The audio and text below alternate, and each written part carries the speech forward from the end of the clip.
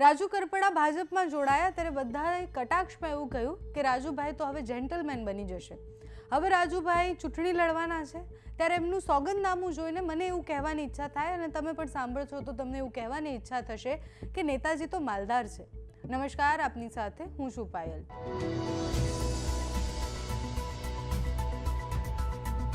રાજુ કરપડાએ ચૂંટણીનું ફોર્મ ભર્યું, સોગંદનામું પણ મૂક્યું અને એના આંકડા જોઈએ તો આપણને ખબર પડે કે 3.5 વર્ષમાં 61 લાખથી સીધું 3 કરોડ સુધીની મિલકતના માલિક બની ગયા। આ આંકડો જોઈને તો ખ્યાલ જ આવે કે બિઝનેસ ટાઇકૂન નથી, એ સામાન્ય સ્થાનિક નેતા છે, એટલા મોટા નેતા પણ નથી। તો પછી આ 5 ગણો વધારો કેવી રીતના થયો? આગામી 26 એપ્રિલે યોજાનારી સ્થાનિક સ્વરાજની ચૂંટણી પહેલાં સુરેન્દ્રનગરની રાજનીતિમાં એક નામની ચર્ચા ખૂબ થઈ અને એ નામ હતું રાજુ કરપડા। ખેડૂત નેતા તરીકે ઓળખાતા રાજુ કરપડાએ 9 એપ્રિલે ભારતીય જનતા પાર્ટીનો ખેસ પહેર્યો અને એના પછી બધાને એવું થયું કે હવે ચૂંટણી લડશે, ફાઇનલ છે। પાર્ટીએ પણ તરત જ એમને મૂડી 2 જિલ્લાની ચૂંટણી આપી દીધી, એટલે જિલ્લા પંચાયતની ચૂંટણીમાં મૂડી 2ની સીટ આપી દીધી, ટિકિટ આપી દીધી।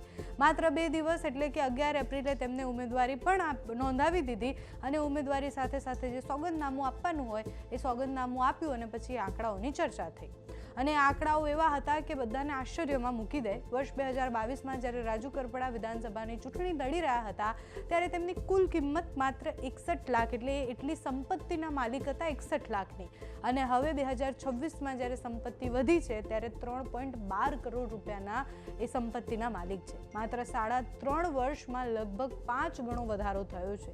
જમીનના મામલામાં પણ મોટો ઉછાળો આવ્યો છે, એટલે એક સમય હતો જ્યારે તેમની પાસે 55 વીઘા જમીન હતી, જેમાંથી લગભગ 40 વીઘાનો વધારો તેમણે માત્ર 2023ના પ્રથમ 5 મહિનામાં જ કર્યો હતો।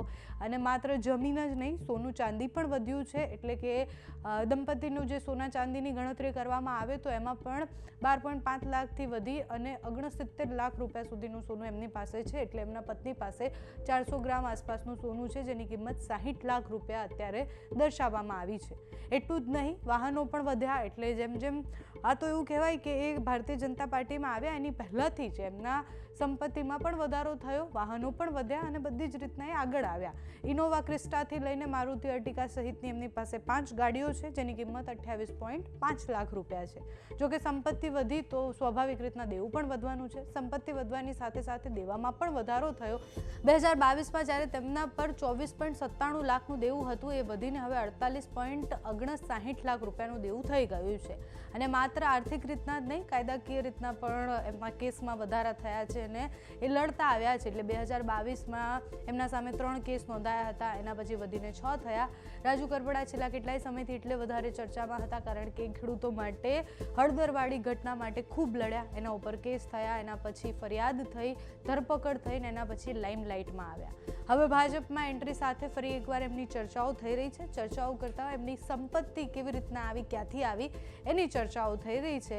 તમને શું લાગે છે કે નેતાજી કેવી રીતના માલદાર બન્યા? અમને કમેન્ટ્સમાં જણાવજો। અત્યારે આ વિડીયોમાં બસ આટલું જ। જો તમે અમને યુટ્યુબ પર જોઈ રહ્યા હોય તો સબસ્ક્રાઇબ કરજો, ફેસબુક પર જોઈ રહ્યા હોય તો ફોલો કરજો, અમારા વિડીયોને લાઇક અને શેર કરજો।